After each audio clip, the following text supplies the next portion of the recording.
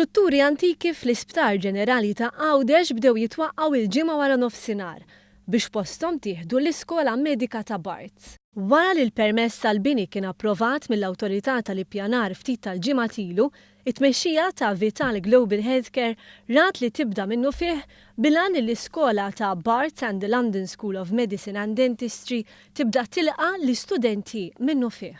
La xogħol fuq it-twaqqih tal-istrutturi jkun lest mistenni jibda l-iskavar biex xogħlijiet oħra jsegwu fix-xhur li ġejjin. Filwaqt li x-xogħol ikun għaddej, is-servizzi fl-Isptar Ġenerali ta' Għawdex mhux se jkunu milquta.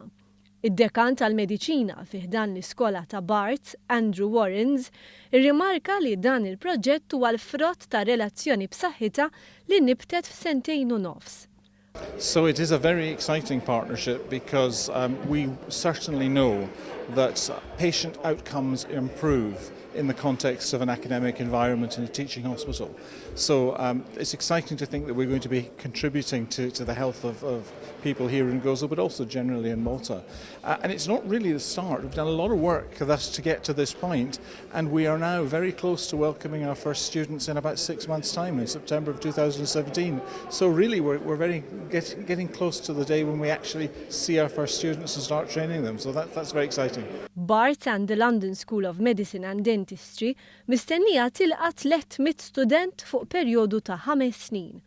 Warrens tkellem ukoll dwar il-fatt li l-Gżejjer Maltin joffru l-aħjar elementi, fosthom il-lingwa Ingliża u d-distanzi qosra lejn ħafna pajjiżi. English language.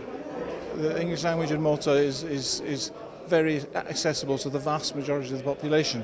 And of course, training in medicine, a lot of it is about learning how to communicate with your patients. So doing so in an environment where you don't really have a common language is quite challenging. So Malta is very attractive from that point of view.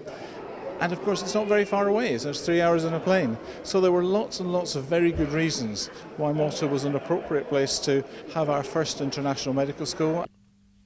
Segwew il-bidu tax-xogħol b'sodisfazzjoni il-Ministru għal Għawdex Anton Refalo u dak fl-uffiċċju tal-Prim Ministru Konrad Mizzi. Il-Vitalis Global Healthcare issapplika wkoll għal permessi mill-MEPA għal Main Hospital ukoll.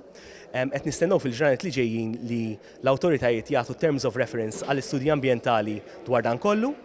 Fil-waqt li x-xogħol issa beda wkoll ġewwa St. Luke's fejn qed isir l-internal stripping ta' ġewwa biex ngħidlek. Il-Ministru għal Għawdex Anton Refalo iddeskriva l-proġett bħala ħolma li saret realtà u x-xewqa tal-Għawċin kollha. Fakkar ukoll kif dan kollu se jkunu ġenerati 9 miljun euro fis-sena għal 15-il sena li ġejjin. Il-kap eżekuttiv tal-isptar Nadine Delicata saret li l-evidenza turi li meta sptar ikollu skola medika bħala parti minnu, il-kwalità tas-servizz mediku li jingħata ikun tal-ogħla livell. Tħabbar ukoll servizz ta' park and ride għal pazjenti u l-istaff sabiex jiġu indirizzati l-isfidi ta' parkeġġ.